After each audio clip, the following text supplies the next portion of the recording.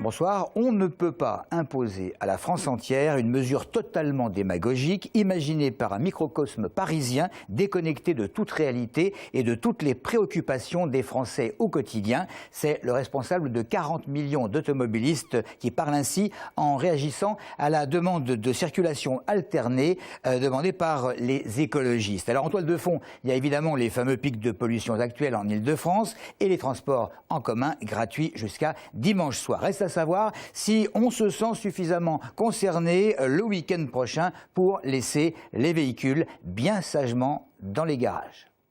Moi je suis pour les transports en commun et s'ils sont gratuits, ça encourage les gens à les prendre. J'avais déjà prévu d'aller à Paris, donc oui, je vais laisser ma voiture avec plaisir. Je pense qu'il y a plein de gens qui doivent se dire ouais c'est bien finalement qu'il y ait la pollution. Je prends jamais la voiture pour aller à Paris, c'est plus pratique en transport en commun. Tant mieux pour ceux qui prennent les transports, mais moi je prends la voiture. Étant donné que les transports sont gratuits, ce serait mieux de prendre les transports. D'habitude, je prends le véhicule et là, problème de pollution et tout, on participe, je l'ai laissé et je prends le transport commun. Je trouve que c'est une vachement bonne idée. Pour le nombre de fois où je prends les transports et ils sont jamais à l'heure, où il y a toujours un souci, c'est très bien. Il ne faudrait pas se limiter au fait que ce soit ponctuel, mais il faudrait voir à travailler cette question dans le temps et dans la durée. C'est un revers, donc il y aura bien quelque chose derrière. Il ne faut pas se leurrer quand même.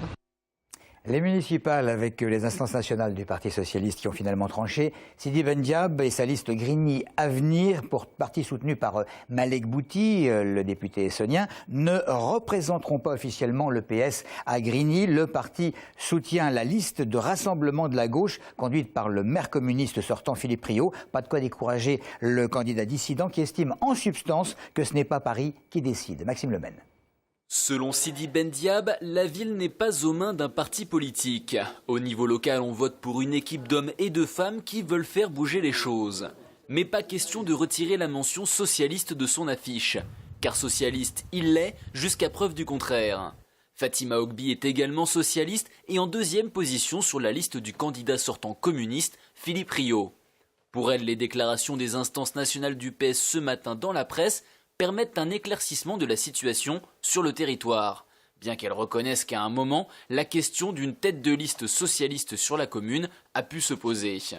Sur cette élection municipale, je veux dire, la réflexion à un moment donné pouvait se porter. Mais il faut s'adosser sur quelque chose. Ce sur quoi on s'est adossé, c'est d'abord le travail qu'on avait mené collectivement avec les partenaires communistes pendant ces 6 ans.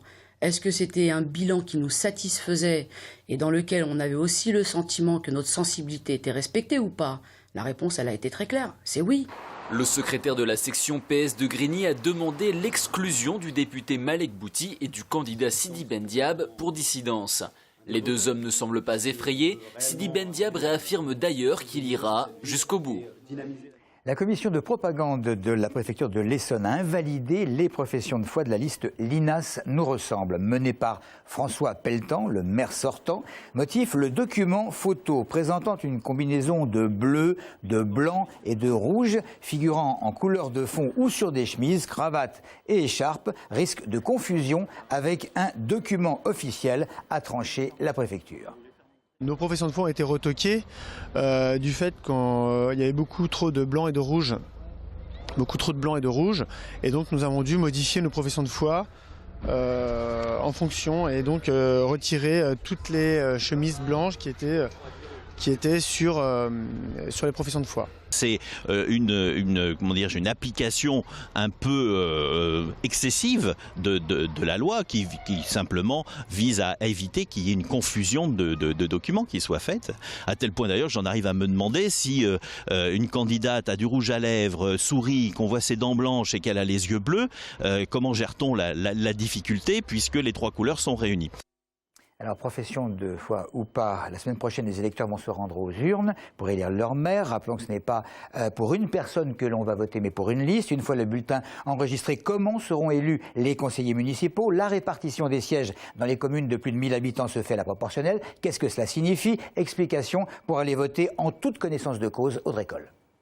Pour les prochaines élections, toutes les communes de plus de 1000 habitants appliqueront le scrutin proportionnel de liste à 2 tours. Les candidats se présentent donc sur une liste, le nombre dépend de la population et respecte la parité avec alternance entre les femmes et les hommes. Les électeurs voteront pour une équipe complète sans changement ni suppression possible. Sur le bulletin, 2 listes, les conseillers municipaux candidats pour la mairie et parmi eux les conseillers communautaires qui seront représentants dans les communautés de communes. Lors du premier tour, si une liste obtient la majorité absolue, 50% des voix plus une, il n'y a pas de deuxième tour. La liste obtient la moitié des sièges à pourvoir et l'autre moitié est répartie entre toutes les listes ayant obtenu au moins 5% des suffrages de façon proportionnelle. Un deuxième tour a lieu quand aucune liste n'a obtenu de majorité absolue et les candidats ayant obtenu au moins 10% des suffrages ont droit de se maintenir. Quant à ceux qui ont obtenu au moins 5%, ils peuvent fusionner avec des listes qui se maintiennent.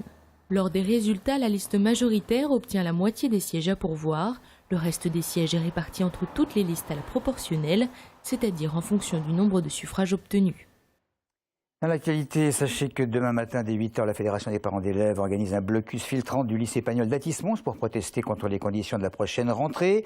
La réforme des rythmes scolaires que conteste Christian Scholz, justement, le maire de Janvry sera demain à 15h devant le palais du Luxembourg avec pas mal de monde, 70 animaux, des dromadaires, des lamas, des moutons pour l'image et pour amuser les enfants, mais ça reste sérieux. Et on passe au sport.